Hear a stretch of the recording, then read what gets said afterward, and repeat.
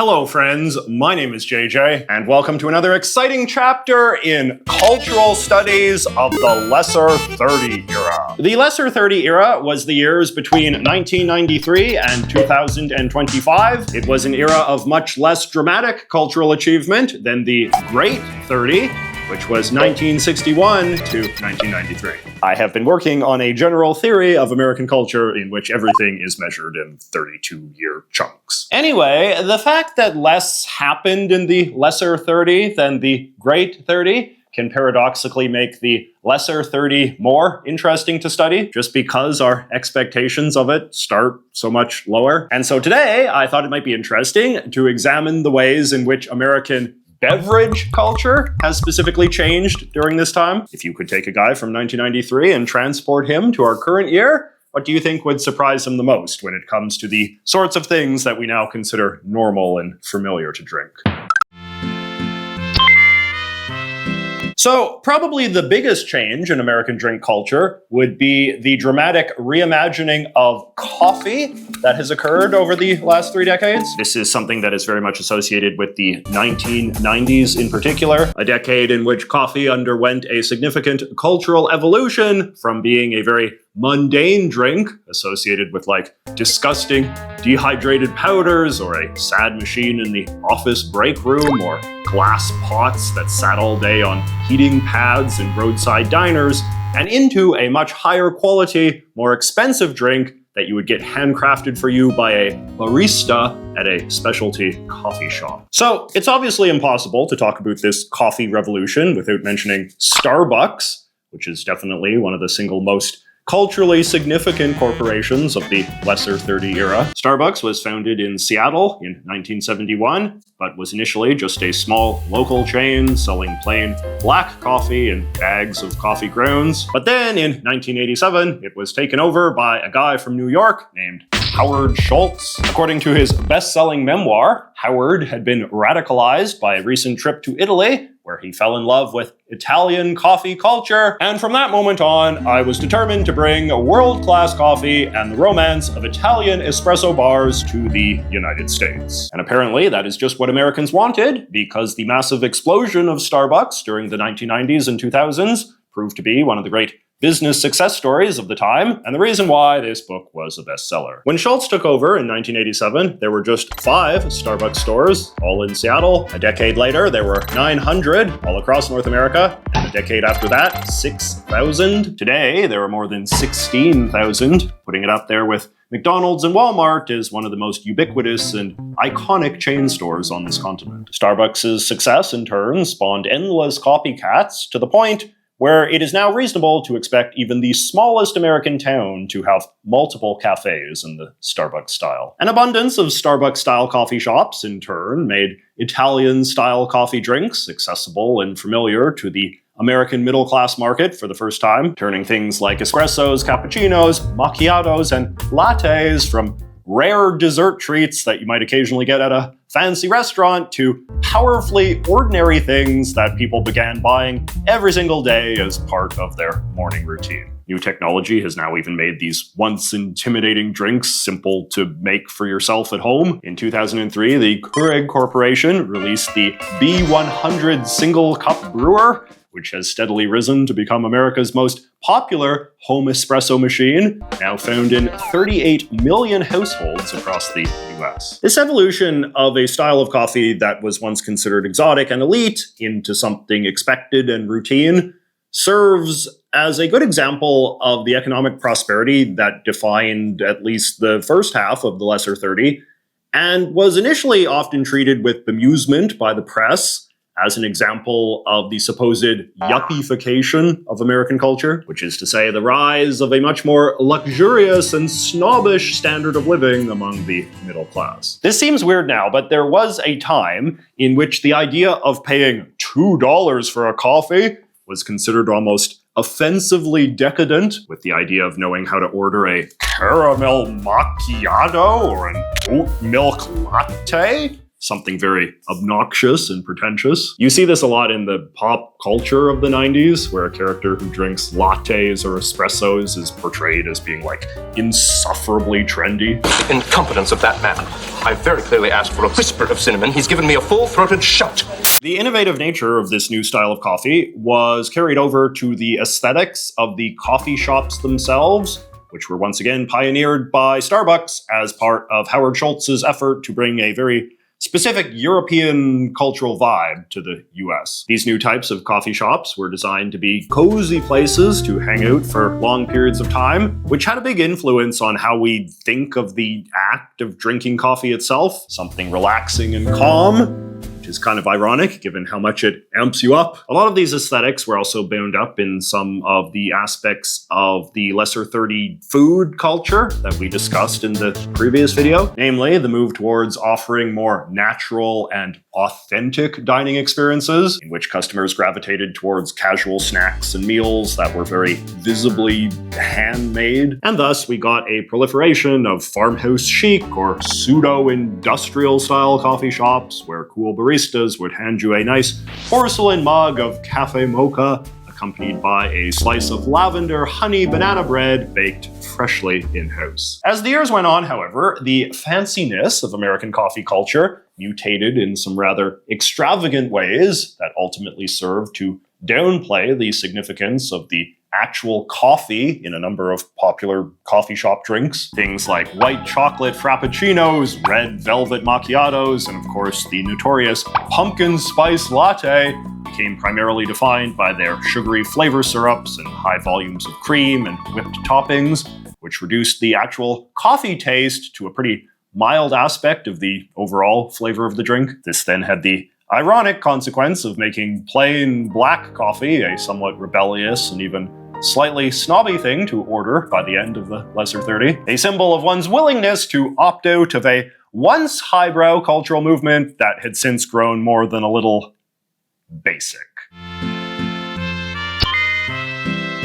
The rise of the smoothie movement is pretty similar to the rise of fancy coffee, emerging at around the same time and characterized as a similar symbol of the growing snobification of the American middle class. Smoothies, after all, were also quite expensive drinks by the standards of the time, and had similarly grand pretenses of being luxurious and trendy. So the fact that stores selling them were suddenly popping up everywhere in the late 90s seemed to reflect something similar about how rich and picky Americans were getting. The idea of making a thick drink by blending a bunch of fruits and vegetables together obviously isn't that creative, and drinks like these became much easier to make once blenders started to become a common household object during the great post-war domestic appliance boom. But during the 60s, 70s, and 80s, drinks of this sort weren't that popular and certainly weren't common to sell, except maybe at a flaky new age health food store in San Francisco. So there are two guys who are usually considered the founding fathers of the modern smoothie. Steve Kunu, who was a nurse from Louisiana, who was basically allergic to everything and started selling smoothies to appeal to diet-restricted people like himself, and Kirk Perrin, who was a fitness guy from Caltech, who started selling them as something nutritious that people could drink after their workouts without feeling guilty. Steve's company was known as Smoothie King, and Kirk's was Jamba Juice, and today, of course, they are two of the largest smoothie chains in the United States. Much like Starbucks, their success inspired a ton of smaller copycat smoothie chains and shops, most of which were founded in the late 90s or early 2000s, the era in which smoothie became a household word for the first time. Smoothies were always intended to be drinks for the health conscious, and since there's basically no limit to what you can throw in a blender, people have gotten really creative with smoothie recipes over the last few decades, throwing in all sorts of natural ingredients and promising all sorts of health benefits. You go to your typical smoothie chain these days, and chances are they'll have smoothies claiming to be able to boost your immunity and fight inflammation and cure your cold and even make you smarter. As fitness has continued to become more integrated into mainstream middle-class life, protein smoothies, or shakes if you're a guy, have become quite the hot thing as well, in which you blend in a ton of protein powder to help with your muscle building. Whey and soy-based protein powders are themselves products that have exploded in mainstream popularity over the last few decades, to the point where Americans now spend about $10 billion a year on this stuff, almost all of which goes into smoothies. While we can all agree that smoothies can make for a very delicious treat, there is a lot of debate as to whether or not they are actually as good for you as big smoothie would have you believe. Much like fancy coffee, a lot of commercial smoothies are very high in sugar and cream and things, while a lot of the vitamin concoctions that they put in are too small to really do much. But they are still a much more healthy thing to reach for than the next style of beverage that rose to power during the Lesser 30, which is energy drinks. I actually did an audit of my local 7-Eleven as part of my research for this video, and I found that energy drinks are now by far the most popular beverage they sell, occupying a full 3 coolers compared to only 2 for soda and 1 for water. According to this New York Times story, they are a nearly $20 billion industry, making them twice as big as protein shakes and basically the same as coffee shop coffee, which is pretty incredible. The kickoff to the American energy drink craze is of course usually credited to the Red Bull Corporation, which is an Austrian company that began selling its iconic high caffeine, high sugar drink in the States in 1997. Americans hadn't really heard of the concept of energy drinks at the time. And if you were a teen or a young adult in the late 90s or early 2000s, you probably remember how aggressively the Red Bull people marketed themselves with catchy ads and publicity stunts, pitching their product as something that revitalizes body and mind. Red Bull was soon joined by a Made in America energy drink, Rockstar, which was founded in 2001 by Russ Weiner, who I was surprised to learn is the son of the notorious right-wing radio guy Michael Savage. It was joined a year later by Monster, created by 2 friends who had immigrated from South Africa. And of course now we have Prime as well, created by old What's-His-Face in 2022. On Monster's website, they brag that Monster is the world's greatest skiers and skaters, boarders and bikers, rockers and racers, gamers and girls. Which I feel kind of sums up the role that energy drinks have come to play in American culture since their debut. Because they amp you up with so much caffeine and sugar, they've become associated with anything in our culture that requires abnormal levels of physical endurance, whether that be a UFC fighter or just some guy who stays up until 3 a.m. every night streaming. It's one of the paradoxes of the Lesser 30 that while on the one hand we had things like smoothies and coffee that leaned hard into the idea of nature and authenticity, we also had stuff like Bang Energy Purple Haze or C4 Cosmic Rainbow that openly leaned into their artificiality and kind of owned it as something cool. When you hear business analyst types attempt to explain why energy drinks have proven so popular in the context of a culture that is otherwise drifting in the direction of health consciousness and authenticity, the main answer you tend to get is just functionality, which is to say in this go-go world of ours, a lot of people just straight up want more energy than they have. And whatever else you want to say about them, energy drinks deliver on that promise in a cheap and efficient way. If coffee is an experience and a ritual, energy drinks are a tool. On the opposite end of the health spectrum, we find another controversial industry that has come to dominate the American drinkscape: bottled water. People have been selling glass bottles of carbonated water for centuries, as we learned in my award-winning video on the history of soda. It has always been considered a somewhat elite and fancy person thing, which I guess it still is to some degree today. Selling plastic bottles of still water is a much more recent thing, however. I can remember a time in which the only people who would buy bottled water would be like campers or like weirdo survivalist types. But it is now apparently America's most popular store-bought drink of all, according to this story from the International Bottled Water Association. Apparently, bottled water officially outsold soda in the US for the first time in 2016 and has done so every year since. $40 billion in sales annually, or more than double coffee. Near as I can tell, this mostly just reflects the same desire for healthier beverage options that so dramatically boosted the fortunes of the smoothie industry. Bottled water is mostly sold by the soda companies, and this was their way of meeting the demands of a public that wasn't even satisfied with Diet Cola anymore. So what could possibly be better for today's health-conscious consumer than pure, wholesome water? Especially water with all of the minerals filtered out, or kept in if you prefer. It's a free country. Pepsi began selling Aquafina brand bottled water across the United States in 1997, followed by Coke's brand Dasani in 1999, and then the Nestle Corporation's Pure Life in 2002,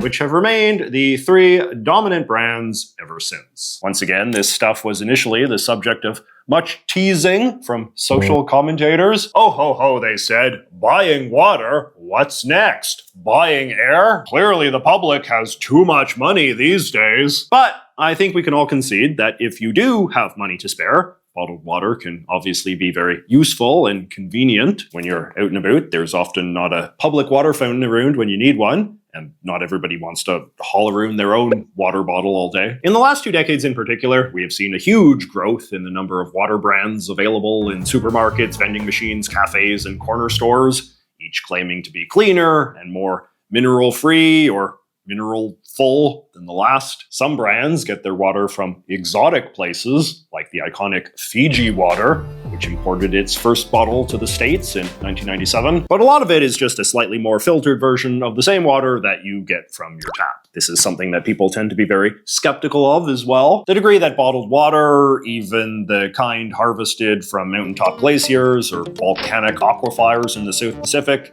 is actually any better for you than just ordinary American tap water. But again, if we're being honest, I think it's pretty obvious that the main appeal of bottled water has always just been a convenience thing. The biggest problem with bottled water, according to professional critics like Professor Peter Glick, author of Bottled and Sold, the story behind our obsession with bottled water, is just that it produces a lot of unnecessary garbage in the form of plastic empties. 1,000 bottles every second, he says. This is why you're now starting to see a lot of companies trying to sell you water in cardboard boxes or plastic bottles that make a big show of telling you that they're mostly made of recycled plastic. It's interesting that the soda companies only do this with water. I guess the assumption is just that the sort of people who care about pollution are probably also the sort of people who are health conscious enough to not be drinking root beer or Mountain Dew or whatever. And speaking of self-righteous lifestyles, let us close out the list with craft beer, my pick for the most significant evolution in American alcohol culture during the Lesser 30. In contrast to some of the other trends that we've described, which were driven by large transnational corporations selling new products in chain stores and supermarkets, craft beer is defined by the fact that it is anti-corporate and hyper-local. Instead of buying beer from the two giant megacorps who control close to 90% of beer in the US, the craft beer movement saw the rise of so-called microbreweries located within easy driving distance of your home. There has been a particular effort towards building microbreweries in suburban or even rural areas, with these breweries often presented as things that offer a cool sense of cultural identity to communities that might have not had a lot else going for them. According to the US Bureau of Labor Statistics, microbreweries have triggered an enormous leap in brewery employment in the US during the latter half of the Lesser 30. In 2009, there were less than 500 breweries in the US. As of 2022, there were over 5,000. This means that there are actually now more breweries in the US than there are Walmarts. The interesting thing about this, however, is that one of the big social trends of the Lesser 30 has been an overall decline in annual American beer consumption. The standard explanation is just that Americans have become a lot more picky about beer, inclined to drink less of it, but also wanting what they do drink to be higher in quality. In that sense, microbreweries remind me a lot of modern coffee shops, turning something that was once considered kind of boring and low class into something more elite and sophisticated and expensive. Certainly those little bars that microbreweries often set up inside their factories tend to have the same vibe and aesthetic of a hip coffee shop, with lots of weathered wood and exposed pipes. Here are some craft beers sourced from some of our beloved Vancouver microbreweries. I'm sure the ones you have in your community are quite similar, with these tall, colorful cans that often have fun, sassy names referring to stuff from your city or references to millennial nostalgia, unlike coffee or smoothies, which I feel are very Gen X coded. I feel like the whole craft beer movement is very coded to people my age and very bound up in all of the other trends that my generation has imposed on the culture, like Civil War era facial hair and knuckle tattoos of Mario Kart items. So I started this whole idea of documenting the culture of the lesser 30 because I think it is easy, as the name suggests, to assume that the last 30 years have been mostly defined by mediocrity, especially when compared to the Great 30, which was defined by the consolidation of the very dramatic cultural changes of the immediate post-war era. While I think that is true overall, even the less dramatic eras of history are still defined by change. You just sometimes have to work a bit harder to find it. It is natural to want to dismiss things like lattes and smoothies and energy drinks and bottled water and craft beer as being relatively minor evolutions of cultural practices that were already in place. But if you lived through this era, you can probably think of ways in which these things have nevertheless had a pretty big impact on the texture of your daily life. And to me, that is what culture is all about. So I'd be curious to hear some of you guys share some of your personal reflections on your relationships with these things. It's interesting because as much as some of them seem defined by certain themes of health and authenticity and personal choice, there's also a strong undercurrent of guilt associated with all of them, which I think reflects something about the degree that the Lesser 30 era was characterized by a kind of omnipresent atmosphere of self-doubt and insecurity. But anyway, let me know, and let me know if you have any other ideas for a third video I could make about other Lesser 30 things. Maybe something not edible this time. I feel like my cultural analysis is getting a little too cuisine heavy. But thank you so much for watching, and I will see you next week.